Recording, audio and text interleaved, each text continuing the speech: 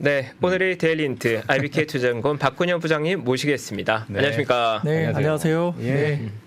두 분이 이렇게 뵙는 건 오랜만이죠 또. 저는 예, 사석에서는 못 뵙고 네. 왔다 갔다 하면서 인사만 예, 한두 번 했는데 방송을 같이 하는 건 자리를 처음이죠. 해서 처음인 것 예. 같은데요. 아, 네. 오늘 너무 기대가 됩니다. 오늘 아유, 부장님 예. 브리핑 들으면 제가 깜짝 아까 놀라실 겁니다. 안녕하세요 한마디에 이 방의 모든 분들이 당황하셨어. 잠깐만 광고. 아 재밌었습니다. 또 그게 네. 재밌죠. 예, 자 오늘 시장 좀 부탁드릴게요. 네, 코스피는 21포인트 정도 상승 출발을 일단 했습니다. 아침에 대부분 업종이 다 상승 출발했고요. 예. 특징적으로 어제 장 막판에 이제 초전도체 테마가 어제 막판에 막 뉴스가 하나 나오면서 올랐었는데 이제 그 테마 하나 정도가 오늘 하락 출발을 했거든요. 아. 희한하게도 유일하게 그렇게 하락 출발을 했습니다. 2차 전지나 장비, 리튬, 그다음에 전기차 충전소, 그리고 인터넷과 웹툰, 영상 컨텐츠, AI, 보톡스와 미용기기, 교육과 5G 통신 장비 등이 강세의 상위권에 속했습니다. 미국 하원의 임시 예산안 표결을 앞두고 월요일 날 민주당 상원 원내대표인 척 슈머가 존슨 하원 의원이 발표한 단기 자금 지원 법안, 즉 임시 예산안에 지지를 표명한 것이 아침에 이야기가 나왔어요. 척 슈머 의원은 완전한 임시 예산은 아니지만은 정부 셧다운을 피하고 예산 삭감을 자제했다는 점에서 찬성한다고 언급하면서 이러한 척 슈머 의원의 발언이 현지 시간 14일 하원 표결에서 이 공화당 강경파가 반대하더라도 민주당 일부의 의원이 찬성해서 통과 가능성이 높아지는 어떤 이벤트가 될 수 있습니다. 이게 이제 주식시장에 나쁘지 않은 긍정적인 모멘텀으로 아침에도 작용했다 볼 수 있습니다. 10시 30분을 지나면서 하마스 쪽에서 가자 지구의 통제가 상실됐다. 그래서 인질 석방과 5일 정도의 휴전이 언급됐다는 소식도 전해지면서 예. 또다시 이제 시장에 긍정적으로 뉴스가 나왔죠. 기관은 금융투자연기금 중심으로 11시 기준으로 봤을 때 코스피 200을 3천억 정도 순매수, 외국인들은 선물 2,200억 규모 순매수하면서 시장 상승을 지지했습니다. 테슬라 호재의 2차 전지 전반적인 급등세가 좀 나왔고요. 대통령 공매도 관련된 발언도 영향을 미쳤습니다. 미국의 공적 연기금인 칼포스가 테슬라 투자를 확대했고 영국의 이지그룹이 슈퍼차저 확충 소식을 전해주면서 전기차주가 급등했거든요. 외국인들은 현선물 순매수 전환 속에 외국인 수급이 반도체에서 오늘 2차 전지로 이동하면서 LG 에너지솔루션, 삼성 SDI 등 셀업체도 상당히 긍정적으로 급등세를 보였습니다. 미국의 18 공개 앞두고 그다음 물가 진정 확인될 것이라는 분석도 긍정적인 요인입니다. 예. 전일 실적 발표 후에 크게 밀렸던 HBM 관련주도 반등이 일부 나왔고요. 엔비디아 H200 출시 보도 영향도 있었습니다. 원달러 환율은 1330원 가까이 상승세 보이기도 했는데 업종별로는 연이은 하락에 따른 반발 매수의 유입에 2차 전지 밸류 체인 전반적으로 반등이 나왔고 철강 금속은 포스코 홀딩스 당연히 이것도 2차 전지 관련주죠. 강세 기록했습니다. 화학도 상승세를 보였고 화학도 역시 2차 전지 밸류 체인이죠. 삼성 SDI나 LG 에너지솔루션 등 배터리 셀업체 강세 때문에 전기전자 상승세였고 시장 예상치를 상회하는 실적 발표한 하이트 진로가 장중 9% 급등하면서 음식료품 강세로 이어졌습니다. 반면 전일 강세를 보였던 한국전력은 차익 실현 매물이 출회됐고요. 보험 운수 창고업도 수익률 하위권입니다.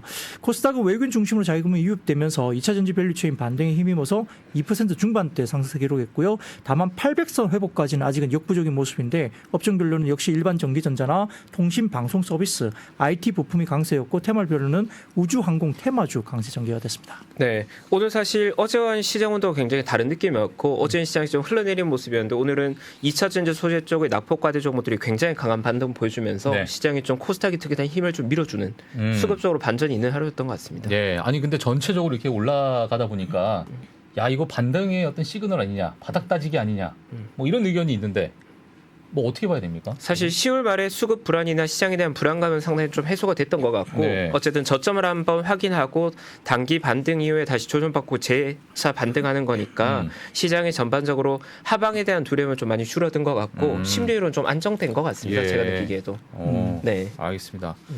일단은 그리고 네. 뭐 미국 CPI 관련 내용 업데이트된 게 있었나요? 예. 네, 뭐 CPI가 이제 나오겠죠. 뭐 첫 번째 이제 사진을 먼저 띄워주시면 이게 출처는 닉 틸머스 기자의 그 트위트에서 이제 아마 출처가 이미지 출처가 나온 것 같고 시황맨이라는 플랫폼에서 제가 잠깐 감사하게 따왔습니다. 예. 미국의 금융사별 10월의 CPI 전망인데요. 대부분 보면 이 짠 듯이 3.4, 3.3 거의 CPI가 거의 일치하고 있죠. 그래서 예. 이런 부분들 때문에 크게 뭐 벗어나지는 않을 것 같다. 있습니다. 네. 코어 CPI도 4.2 정도에서 계속 머물고 있기 때문에 아마 크게 벗어나지 않는다면 악재로 나올 것 같지는 않아요. 그래서 11월에는 소폭 하락세를 보일 것 같고 12월에는 조금 올라가는 듯한 느낌도 들 텐데 그것도 그렇게 뭐 충격적으로 시장에 나쁜 악재로 작용할 것 같지는 않습니다. 그래서 네. 오늘 밤 한국 시간 오늘 밤이죠. 14일 장전 발표 예정이기 때문에 이 부분 좀 지켜보시면 될 것 같고요. 예. 모기지 금리 때문에 거래 급감이 상황이 유지되면서 주택 경기가 계속적으로 둔화되고 있는 모습도 보이고 있고 렌트 가격이 아마 전년비 마이너스 전환 가능성이 높고요.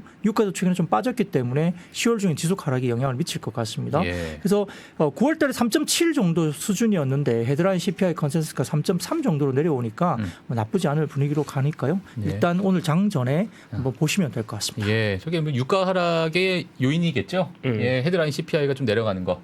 예, 맞습니다. 뭐 그렇게 저희가 좀 보고 어떻게 또 나오는지 또 세세하게. 오늘 밤이잖아요. 그렇죠. 예. 골라이브도 사실 CPI 민감도가 굉장히 높잖아요. 그러니까요. 아, 난리 납니다 정말. 저기서. 그러니까. 네. 그래서 알겠습니다. 네. 저희 오늘 첫 번째 주제는 오늘 자동차 부품 타이어 쪽 상승이 있었는데 내용 업데이트 한번 부탁드리겠습니다. 네, 뭐 사실 주가 탄력도로 봐서는 좀 재미가 없는 섹터이긴 해요. 그런데 뭐 그렇다고 어제 마감 시황에 제가 2차 전지를 좀 굉장히 어제 했는데 네, 예. 오늘 급등을 해버렸잖아요. 예. 어제도 이제 마감 시황에서 2차 전지 볼 때다라고 말씀을 드렸는데 뭐 그걸 또 헤드라인으로 바로 땡겨오면 어제 했기 때문에 좀 예. 재미가 없어서 그 뒤로 좀 미뤘어요. 예. 일부 이제 모멘텀이 있는 것들은 나중에 2차 전지는 좀 말씀드릴 거고요. 알겠습니다. 조금 상대적으로 재미는 없지만 좀 업종별로 좀 돌아가면서 저희가 말을 해야 되기 때문에 네네. 매일매일 방송하는 입장에서는 조금 이제 터치를 할 필요는 있습니다. 네. 자동차가 재미는 없더라도 오늘 한번 들어주시면 좋을 것 같고요. 그 현대차 증권에서 보고서를 냈습니다. 내년에 자동차 산업에 대한 호조 기대감에 대한 분석 자료를 내긴 했는데요. 우리가 이제 뭐 경기 둔화나 수요 위축 우려가 아직은 있습니다만 그럼에도 불구하고 볼륨이라든지 원재료비 하락 때문에 수익성이 방어가 될 것이다. 그래서 금리 인하로 또 돌아간다면 탄력적인 반등도 기대할 수 있다. 이렇게 분석 자료를 냈거든요. 자, 첫 번째 사진을 보여주시면은 23년에서 24년 사이에 자동차 수요나 지역별 순증감 현황 전망인데요. 러시아가 갑자기 이제 굉장히 높게 나와 있습니다. 그죠? 순증감이. 근데 뭐 러시아는 다소 조금은 뭐 우크라이나라고 이렇게 막 전쟁했기 때문에 그런 부분에서 수요가 좀 있는지 모르겠습니다만 개별적으로 봤을 때는 대부분 다 유럽과 미국 쪽이 좀 높게 나옵니다. 유럽이 5.8, 미국이 4.6 정도. 그러니까 상당히 큰 시장이기도 하고요. 뭐 브라질이 조금 올라오고 있는데 그럼에도 불구하고 전반적인 지역별로 봐서는 워낙 물량 볼륨 자체가 유럽과 미국이 크기 때문에 그리고 중국도 뭐 아직까지는 플러스권으로 순증을 하는 거죠. 그래서 일단은 유럽과 미국, 중국 이렇게 세 개 축을 보시면 될 것 같고 다음 사진 보여주시면은 올해 10월 기준 업체별 재고일수 현황인데요. 이 가운데서 약간 왼쪽으로 보시면 평균 파란색 짙은 파란색이 평균 재고 일수거든요. 근데 그쪽 왼쪽으로 가면은 평균보다 낮은 재고 일수니까 수요가 아직은 좀 괜찮은 거고요. 오른쪽으로 가면 갈수록 수요가 안 좋거나 재고가 엄청 쌓여 있는 종목들이겠죠. 그래서 지금 토요타가 좀 굉장히 낮은 편이고요. 혼다, 기아, 뭐 일본 업체들도 상당히 좀 잘 되는 것 같아요. 토요타, 혼다, 기아도 좀 잘 되고 있고 평균보다도 현대는 좀 낮습니다. 평균치 바로 왼쪽에 있습니다. 그래서 아직까지는 글로벌 평균 대비 현대도 재고가 좀 낮은 수준에 있다라고 볼 수 있습니다. 일단 다음 사진 보시면은 현대차 주가로 보이는 투자 전략, 이게 현대차 증권에서 보는 투자 전략에 대한 추정입니다. 이게 오른쪽 파랗게 이렇게 하늘색으로 이렇게 음영된 부분을 보시면은 내년 1분기 정도에는 뭐 소비 둔화가 살짝 있을 것 같다. 이게 흐름을 보는 것 같고요. 현대차 주가는 살짝 슬로우하게 다운되다가 하반기부터는 신규 공장 가동이나 전동화 모멘텀을 가지고 주가가 우상향 그림을 그려질 것 같다라고 이야기하는 것 같고 영업이익 예상은 오른쪽에 보시면은 회색으로 점선 보이는 거 보시면 그렇게 처지진 않습니다. 상반기 살짝 좀 쉬는 듯하다가 하반기에는 점선이 올라가거든요. 그래서 회색 점선이 영업이익 예상인데 역시나 전반적으로 올라가는 모습도 보일 것이다. 그래서 주가 흐름들이 상반기에 조금 쉬다가 하반기 이후에 주가가 올라간다 이렇게 보는 것 같고요. 현대자동차의 추정이니까 그건 그렇게 보시면 될 것 같습니다. 다음 사진 보시면 글로벌 자동차 수요 전망치인데요. 최근 전망치가 상향 조정되고 있다라고 보는 의미입니다. 22년 6월과 9월 접어들 때 하향 조정 완료가 되면서 반등이 24년, 25년에 추정치가 옅은 하늘색으로 보는 게 반등으로 싹 나오고 있죠. 24년 추정치가. 그다음부터 파란색, 짙은 파란색이 25년 추정치가 많이 올라가고 있죠. 그래서 전반적으로 봤을 때는 23년 수요 추정치보다는 24년 그리고 25년도에 추정치가 아무튼 반등, 회복세로 나타나고 있는 국면이 나온다. 이렇게 최근 전망치 상향 조정이 되고 있습니다. 이거는 아마 여기 봤을 땐 글로벌 데이터라는 자료를 인용해서 현대차증권이 그림을 그린 것 같아요. 그러니까 이제 이런 데이터 베이스가 좀 있다고 볼 수 있겠고 수요 기대 반등은 올해 하반기부터 이제 수요가 점점 증가하는 쪽으로 24, 25년에 수요에 대한 추정치도 올라가는 쪽으로 추정이 된다 보는 것 같습니다. 네. 다음 사진 보시면 자동차 부품 카테고리별 매출액 전망과 성장률인데 이게 보면 이 짙은 파란색이 27년 전망이고요. 회색 부분이 22년 전망인데 22년 전망 대비 27년이 많이 올라가는 쪽이 좀 우리가 봐야 되겠죠. 부품사 가운데서 이 보시면은 전동식 구동계, 그다음에 배터리, 연료전지 이쪽도 굉장히 크게 증가하는 걸 보이죠.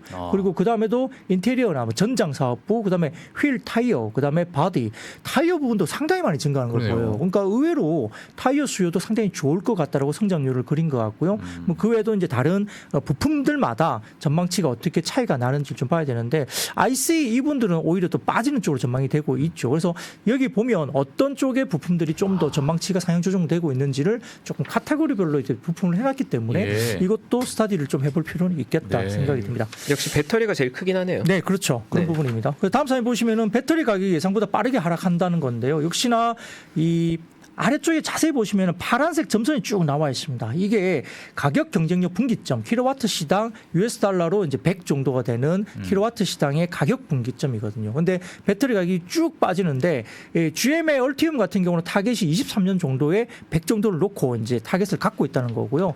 테슬라 같은 경우는 타겟이 23년, 25년 정도에 63까지 떨어집니다.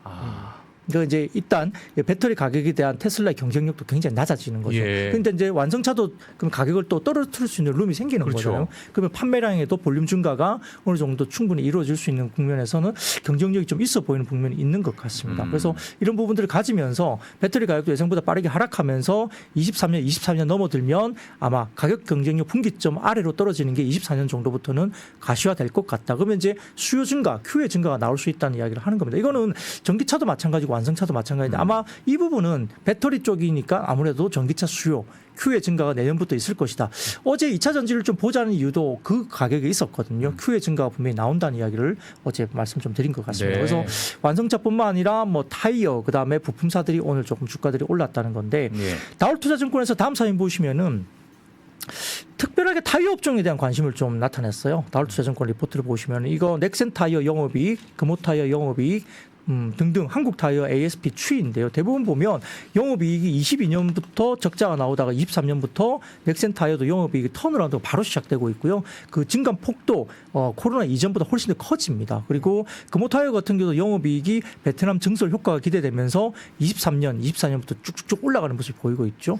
한국 타이어도 마찬가지. 최근에 ASP 추이도 상당히 많이 원가 상승분을 그대로 흡수하면서 개당 평균 10만 원 수준으로 증가되는 평균 판가가 올라간다는 게 한국 타이어도 좋아지는 그림입니다. 그래서 보통 보면 타이어 업종들은 물량 증가가 안 되면은 이제 원자재 가격 그리고 이제 물류비 같은 거 이런 것들을 줄이면서 수익성을 방어하고 여기서 이익이 증가되는 모습으로 이제 좀 좋다 이렇게 표현하는 방법이 많은데 그것보다도 뭐 우리가 뭐 새로운 신차에 들어가는 그 타이어라든지 그다음에 교체 타이어, RE 타이어 이런 것들도 어떻게 돌아오는지 봐야 되는데 전기차가 팔리기 시작한 시점부터 지금 이제 전기차 타이어도 한번 바꿀 때가 된 시점이거든요. 폭발적으로 전기차가 수요가 생긴 이후에 예. 타이어들 교체 수요가 돌아오는 몇 년 정도가 지났다는 이야기죠. 그러면 이제 RE 교체 수요가 전기차발 타이어 수요도 어느 정도 올 수 있다는 점에서는 오히려 완성차보다는 최근에 한국 타이어라든지 이런 쪽이 상당히 움직임이 더 괜찮았다는 점에서도 타이어 업종에 대한 흐름도 좀 우리가 지켜볼 필요도 있겠습니다. 네. 네.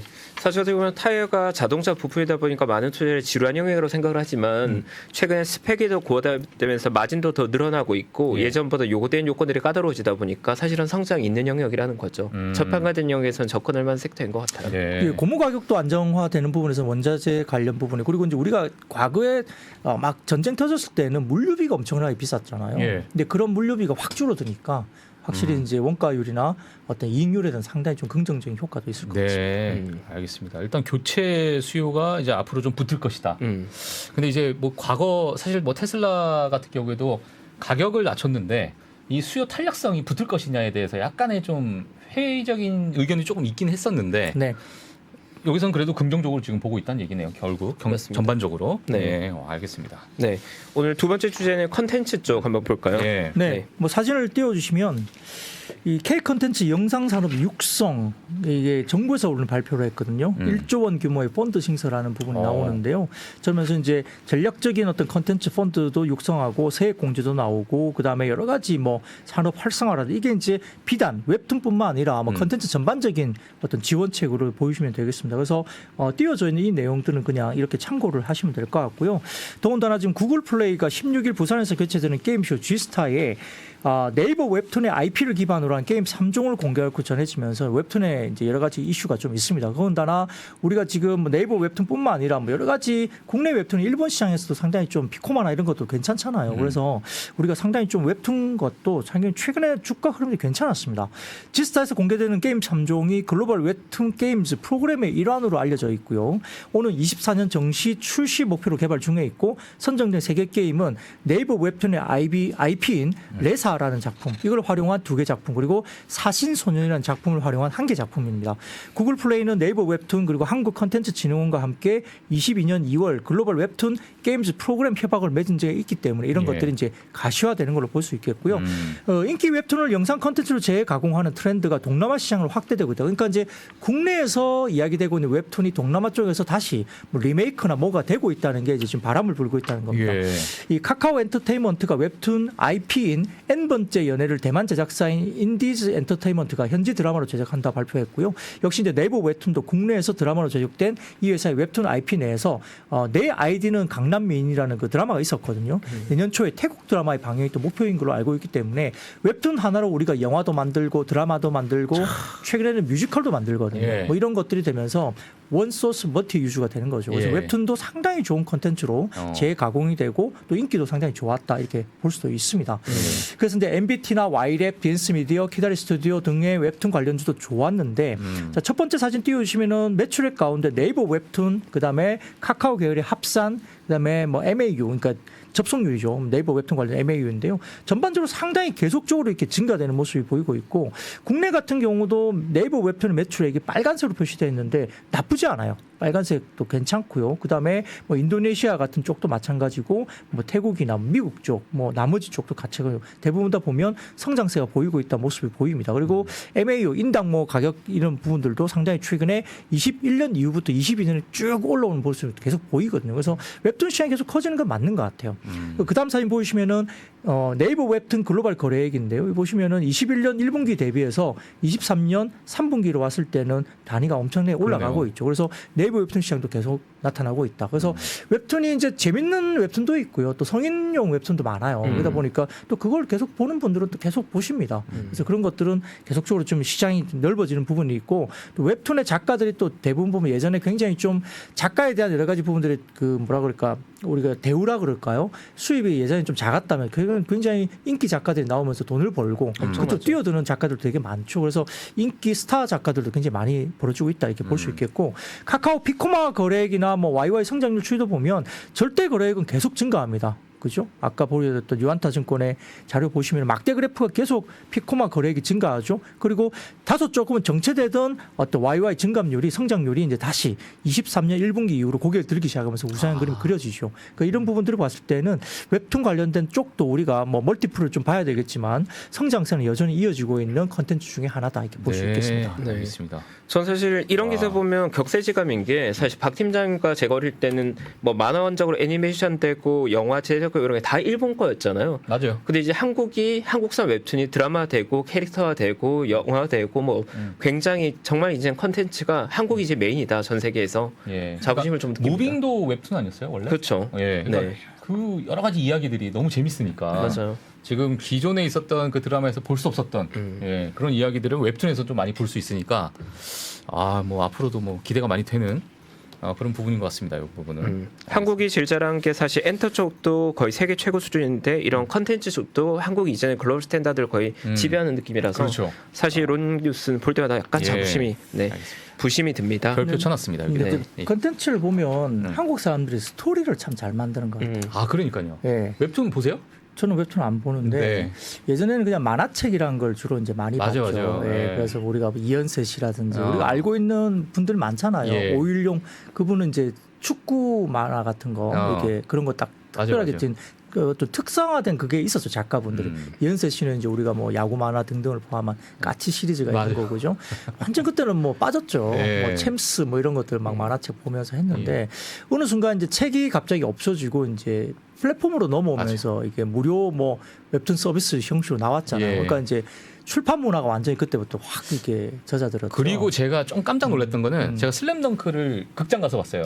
최근에 나왔던 네, 슬램덩크. 저도 영화관에서 봤습니다. 갔는데 거기에 막 사진을 찍어요. 찍으신 분들이 20대 초반이신 분들이야. 근데 슬램덩크는 절대 그러니까 우리 세대의 전유물이 인데 이제 그게 이제 연결이 됐어. 지금 20대 초반 친구들이 그 슬램덩크를 사진 찍고 뭐 좋아하고 그다음에 뭐 굿즈도 사고. 그러니까 이게 계속 연결이 되는 것 같더라고요. 그렇죠. 그게 이제 스토리의 힘일 것 같아요. 예. 이게 뭐 어떤 세대를 좀 아우르는 그런 그러니까요. 스토리의 힘이 있으면 예. 20년, 30년 전에 것도 지금 봐도 재밌고 맞아요. 그 이제 다음 세대들도 그걸 똑같이 이제 보면서 열광할 수 있는 그런 것들이 이어지는데 뭐 그런 어떤 스토리의 힘이 이제 예. 한국이 굉장히 잘하는 것 같다. 그래서 뭐 영화든 뭐 여러 가지 부분들이 뭐 글로벌에서 통한다는 이야기는 우리가 이제 예전에는 미드나 영드 보기 바빴잖아요. 맞아요. 그런 드라마나 이거 보기 바빴는데 예. 이제는 그 사람들이 이제 한국의 스토리 라인을 보고 재밌어 하잖아요. 뭐 그 매력적으로 느껴지고. 그런 것들에 대한 어떤 컨텐츠의 이동이 힘의 이동이 있다. 그래서 상당히 좀 자부심을 가져도 될 것 같습니다. 네, 알겠습니다. 반가운 자료 감사드립니다. 예. 그리고 세 번째 주제가 오늘 제가 또 관심이 많은 섹터예요. 세 네. 번째 오늘 제약바이오 쪽. 제약바이오. 또 예, 업데이트. 맞습니다. 뭐 섹터 전반에 대한 여러 가지 뭐 분석이 있지만 뭐 오늘 이제 IBK 투자증권 저희 회사 쪽에 이 바이오 섹터 애널리스트가 이제 리포트를 좀 냈는데요. 이 글로벌 제약 바이오 섹터 주가 반등을 위한 모멘텀이 다소 존재한다는 분석을 이제 냈습니다. 특히 이제 올해 하반기 시작된 대형 라이센싱 성과 창출이 내년 상반기까지 좀 이어질 가능성이 있다. 이제 좀 시작이 되는 거다고 이야기를 했고 미국 바이오텍 주가 반등을 선반영한다면 예상보다 좀 빠른 장세 반전도 가능하다라고 평가를 했습니다. 예. 자, 첫 번째 사진 보시면 11월 발표된 기술 이전 대형 성과. 이게 이제 11월 6일 날 국내에서 대형 성과물이 2개가 나왔죠. 종근당하고 오름 테라퓨틱스. 오름 테라퓨틱스는 비상장입니다. 그래서 이제 이렇게 총 규모나 선급금 이런 것들 좀 보시면 될 것 같고 파이프라인에 어떤 게 있는지 이렇게 좀 참고를 하시면 될 것 같고요. 이게 시작으로 굉장히 상반기까지 부재했었거든요. 이런 라이센스 아웃이 관련된 부분에서 기술 이전이 이제 좀 본격화되는 부분들이 보인다라고 이야기를 하고 있는 것 같습니다. 다음 사진 보시면은 이제 올해 국내 신약 주요 성과인데요. 뭐 글로벌 임상 결과가 뭐 한올바이오 등등 유한양행, 대웅제약 뭐 등등이 있죠. SK바이오팜도 마찬가지고 등등 매출과 관련된 부분이 있는데 올해 성과 발표된 국내 기업들의 주가 추이를 보면 상당히 좀 아쉬워요. 한올바이오파마 정도만 올라가 있죠. 예. SK바이오팜도 연간 실적 이게 뭐냐면 23년 1월 1일을 100으로 0으로 놓고 예. 그다음에 주가 추이를 보는 거죠. YTD를 보는데 한올바이오파마만 올해 1월부터 해서 한 66% 오른 겁니다. 그 외에는 지금 SK바이오팜도 6%, 유한양행은 그냥 거의 보합 수준입니다. 그리고 GI 이노베이션은 마이너스 13, 대웅제약이 마이너스 38 내려와 있죠. 그러니까 이게 전반적으로 봤을 때는 국내 기업들의 이 제약바이오 섹터의 성과 흐름들이 상당히 좀 좋지 않았다. 상반기 내내 좀 하반기까지 그랬다는 거고요. 특정한 몇 개만 좀 좋았다고 볼 수도 있습니다. 네. 근데 이제 미국 바이오 섹터는 올해 이제 FDA 신약 승인 건수 증가가 되고 있고 반등 가능성이 높아졌다고 분석을 일단 했는데 올해 이제 FDA 승인된 신약 현황을 보면은 10월 기준 시판 허가 획득이 48개, 블록버스터급 신약이 13건 내외, 그리고 연내 최초의 유전자 편집 신약 출시 등이 시장 분위기를 반전시키고 있다. 그래서 다양한 소재가 22년 대비로도 미국 쪽은 신약에 대해서 상당히 호재가 많다라고 평가를 했고요. 특히 이제 올해 대형 라이센싱 실적은 다양한 형태의 뭐 ADC, 이중항체, 신규 타겟 기반의 자가 면역 질환 치료제 집중되고 이와 같은 흐름은 내년에도 지속될 거다 이렇게 봅니다. 근데 요즘에 가장 핫 트렌드는 역시 이제 비만약 관련이죠. 그렇죠. 그죠? 위고비나 여러 예. 가지 노보 노디스크를 포함한 쪽이 그렇고 그다음에 당뇨라든지 그다음에 알츠하이머 이쪽과 관련된 세 가지 키워드가 올해는 끌고 왔다 보고 특히 이제 비만 쪽은 가장 핫 트렌드로 이야기를 했습니다. 그다음 사진 보시면은 23년 신약 개발 주요 성과입니다. 이 글로벌 아마 신약 성과인 것 같은데요. 아까 말씀드렸던 여러 가지 대형 라이센스 실적이라든지 뭐 치료제 승인이라든지 이런 것들 관련된 표를 도식화해 놓은 거고요. 이건 글로벌 신약과 관련 성과입니다. 다음 사진 보시면 FDA 신약 승인 현황입니다. 도표로 표시가 되어 있는데요. 이게 보면 연도별 승인된 블록버스터급 약물입니다. 약물. 23년에 13개. 22년에 9개밖에 안 됐어요. 예. 그래서 최근에 2017년, 18년 넘어들면서 굉장히 급증하던 이 관련된 신약 현황이 이제 쭉쭉쭉 빠지기 시작하면서 22년까지 굉장히 많이 빠졌었어요. 근데 그게 23년도부터 튀어오르기 시작한 거고요. 바이오 의약품이 특히나 좀 눈에 띄게 많이 들어옵니다. 그죠? 이런 부분들이 FDA 신약 승인 현황이 좀 하락 추세대에서 상승 추세대로 올해부터 돌기 시작했다. 예. 이렇게 이야기를 하면서 제약바이오가 너무 1년 동안 YTD 수익률이 좋지 않고 굉장히 좀 빠져있던 섹터인데 이제 어느 정도 모멘텀이 들어오면서 반등이 좀 줄 수 있지 않느냐 이런 이야기를 했는데요. 근데 다만 이건 다 이제 공감을 하는데 다만 다음 사진을 좀 가져와 봤는데 예. 골드만삭스에서 나온 EPS 어닝 관련된 부분입니다. 이 보시면은 어닝을 보시면 전반적으로 내년 정도에는 조금 빠지는 쪽으로 어닝이 조금 보수적으로 보는 입장인 것 같은데 이 중요한 것은 뭐냐면 미국 쪽의 헬스케어 추정치 하향이 계속적으로 어닝에 부정적인 영향을 미치고 있습니다. 제일 위쪽에 보시면 약간 푸른색, 하늘색 같은 게 excluding 헬스케어, 그러니까 헬스케어를 빼고 나면 어닝 추정치가 더 높죠. 아, 그죠? 그러네요.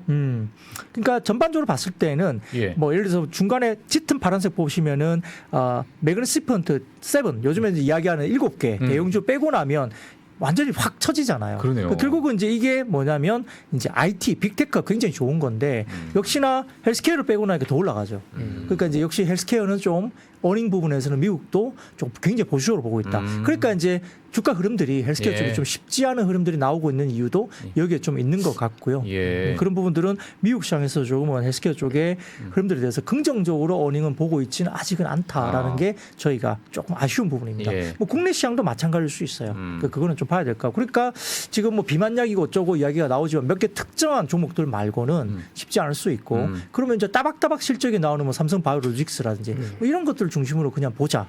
이런 이야기도 리포트에 나오고 있으니까 예. 우리가 좀 고민을 좀 해볼 필요가 있겠습니다. 알겠습니다. 사실 뭐 제약 바이오 같은 경우에는 사실 고금리에 대한 영향을 좀 많이 받는 거죠. 그렇죠. 예. 네. 근데 이제 고금리가 어느 정도 좀 꺾일 것이다라는 기대가 있으니까 지금 FDA 승인 건수 같은 경우에도 조금 증가하는 그러한 모습을 그렇죠. 보이는 건가요? 그 빅파마 관련된 M&A도 실제로 많이 이루어지고 있는 부분들이 보이거든요. 예. 그러니까 이런 대형 M&A도 금리 이슈가 분명히 있습니다. 워낙 규모가 크니까. 그러니까요. 예, 그런 부분들이 내년 하반기 정도에는 뭐 미국도 인하에 대한 이슈가 좀 있을 수 있으니 기대감이 좀 올라오는 국면이 아닐까 뭐 이렇게 추정을 하는 것 같습니다. 네, 알겠습니다. 사실 신약 개발 사업이란 게 자금을 결국 투입해서 그 결과물을 만들어야 되는데 지금 자금 조달 비용 자체가 비싸지다 보니까 네. 예전보다 더 거기에 대한 부담이 더 있는 거고 그 제약 섹터에 투자하기 굉장히 어려운 게 과거에는 거의 항암제 중심 시장이었는데 올해는 완전히 비만 치료 쪽으로 넘어가 버렸거든요. 네. 그래서 실망감이 조금 컸었고 다만 이제 올해 사실 비상장상이긴 하지만 오름 테라피틱스 이번 라이센스 아웃이 되게 의미 있었던 게 과거에는 이런 라이센스 아웃들이 나면 선급금 총계약 금액에서 아주 작은 금액으로 선급금 받고 나머지 뭔가 성과가 나와야지 그걸 받을 수 있었는데 예. 이번에 오름 테라피틱스 선급금의 거의 60% 넘는 비율 2,400억짜리에서 1,300억을 선급금 받았는데 그 정도면 조건이 상당히 좋은 거거든요. 예. 또 계약 파트너도 브리스톨 마이어스라는 메이저 중에 하나다 보니까 좀 바람이 부는 것 같은 기대감이 생겼다가 또 약간 또 시들긴 하는 그런 모습이 왜 보였습니다. 시들어요? 네, 일단 뭐 전반적으로 봤을 때 아까 말씀드린 대로 금리가 높아지다 보니까 제약바이오 산업의 자금 투입이 쉽지 않은 거죠. 쉽지 않고. 네, 사실 파이프라인들 하나당 400억, 500억, 몇백억을 써야 되는데 그런 것들 영위하기는 자금 조달 자체가 비싼 거죠. 네, 예전보다 그런 게 어려워진 것 같아요. 그러니까 이제 특허 만료가 이제 공식적으로 IRA 때문에 특허 만료가 되면 29년 이후로부터는 예. 이제 특허 만료되면서 제약바이오 관련된 게 확 꺾이는 걸로 추정이 되거든요. 2029년 이후로부터. 예. 그러면 이제 기존의 빅파마들은 빨리 어떤 뭔가를 그 안에 네, 그 성과를 안에 내야 뭔가를 성과를 내거나 어떤 라이센스를 획득해서 다른 추가적인 먹거리를 준비를 해야 되기 때문에 그러한 기대감들이 이제 29년 이후로 꺾이기 시작하는 특허 만료 시점을 준비한다는 그런 개념에서는 예. 뭐 라이센스 아웃이 국내에서 가능한 몇 개 종목들이 이제 언급이 되면서 예. 그 가능성이 좀 높아지고 있다라고 예. 평가를 하기도 합니다. 네, 알겠습니다. 아 감사합니다. 우리에게 2분의 시간 동안 어제 한번 업데이트했지만 오늘의 마지막 주제 2차 전지 짧게 네. 임팩트 있게 리뷰 부탁드립니다. 네, 뭐 어제 테슬라가 4% 이상, 리비안도 5%, 뭐 루시드 그룹도 4.47 이렇게 올라왔는데요. 특히 아까 말씀드렸던 그 테슬라와 리비안이 미국 최대 규모의 공적 연금인 캘리포니아 공무원 연금 이게 칼패스라는 게 있는데 이쪽에서 주식을 추가 매입했다 봤습니다. 그래서 약 이제 지금 596조 원 정도 자산을 운용하는 미국 최대 공적 펀드인 캘퍼스가 증권거래위원회에 제출한 공시자료 자료에서 3분기 테슬라 주식 230만 줄 추가로 매입했고 예. 3분기 말에 총 900만 줄도 보유했다고 공시했습니다. 네. 리비아는 21만 5,405줄 매입하면서 총 97만 6,594줄 보유했다 이야기를 했고요. 이것도 굉장히 긍정적이고 다음 사진 보시면은 로이터 통신 이슈입니다.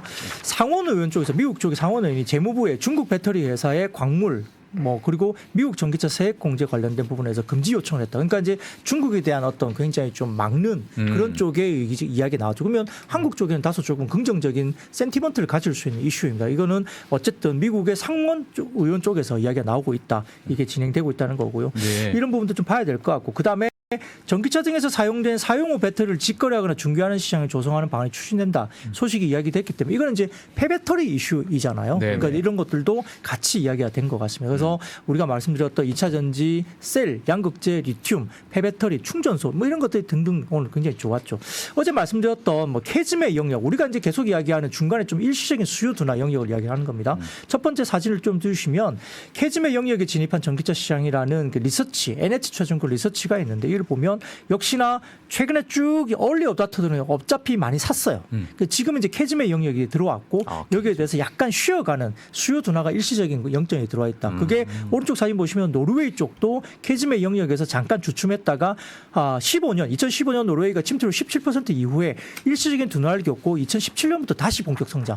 캐즘 이후에 같이 올라갔다는 거죠. 네. 그게 이제 한국에도 있다는 겁니다. 그래서 이런 부분인데 리튬 업체들의 손익 분기점이 킬로그램당 13만에서 14만 위안. 이게 달러로 보면 18에서 20달러 정도 수준이거든요. 지금 15만 위안 후반 정도 됩니다. 네. 그러니까 거의 다 빠진 거예요. 그러니까 이제 손익 분기점이 빠졌다는 것 때문에 굉장히 제한적이다. 그리고 배터리 양극재 수익 부분도 정상화될 것으로 보이고 그다음에 IRA 법안 관련된 보조금 7,500달러 이야기 될 것이고요. 네. 그다음에 스텔란티스가 내년 정도에 EV 10종을 출시하기 때문에 아주 물량이 늘어난다는 거죠. 그래서 삼성 SDI나 에코프로비움의 수혜가 NH투자증권에서 예상이 된다라고 이야기를 했습니다. 그다음 사진 보시면 중국 스팟 그 리튬 가격인데 거의 BEP 단가까지 다 빠졌기 때문에 공급이 어느 정도 제한될 것이고 예. 주요 리튬 업체 손익 분기 추정이 엘버말은 23달러, 그다음에 나머지는 18, 19달러니까 거의 20달러 정도 수준입니다. 그러니까 거의 다 빠졌다는 거고요. 그다음 사진 보시면 하나증권에서 이야기 나온 중국의 탄산 리튬 오늘 일정입니다. 15만 6,500 위안입니다. 그러니까 이게 그 톤으로 봤을 때는 거의 다 빠진 가격이 와 있고요. 횡보하고 있습니다. 이런 부분들 봤을 때는 아마 지금 수요 증가에 대한 부분들이 우려가 있고 일부 최근에 이제 컨퍼런스 콜에서 4분기까지도 좀 좋지 않다. 네. 빠르면은 내년 1분기, 좀 늦은 곳은 내년 2분기 정도부터 올라올 것이다고 컨퍼런스 콜 양극재 업체들이 다 이야기했기 때문에 좀 보수적으로 봐야 되는데 네. 역시 P가 좀 어떨지 모르겠지만 Q는 내년 정도부터 늘어날 수 있다는 전망치가 나오고 있으니까 선제적으로 좀 튀어오르지 않을까 이렇게 바라보고 있습니다. 감사합니다. 네, 알겠습니다. 어떻습니까, 박팀? 35분 동안 엄청난 양을 공부하죠. 이게 저희 공부방입니다. 와, 네, 진짜. 시황계를 바꾼 남자. 장난 아니네요. 네. 오늘 또 감사 인사 드리면서 예, 빠르게 예. 2부 넘어가시죠. 알겠습니다. 네. 예, 저희 박근영 부장님은 다음에 제가 또 기회가 되면 한번 또 뵙도록 하겠습니다. 네, 그러겠습니다. 예, 시간 너무 감사드립니다. 네, 고맙습니다. 감사합니다, 부장님. 장 시작 전부터 종료까지 쏟아지는 수많은 뉴스와 정보들. 이 중에서 어떤 것이 투자에 정말 도움이 되는 정보일까요? 3프로의 증시 셔터맨 박근영 마스터가 직접 정보를 선별하고 투자의 힌트를 드립니다. 시간도 아끼고 투자 아이디어도 얻는 시간, 박근영 부장의 마켓 힌트와 함께 하세요. 자세한 사항은 3프로TV 앱과 홈페이지를 확인하세요.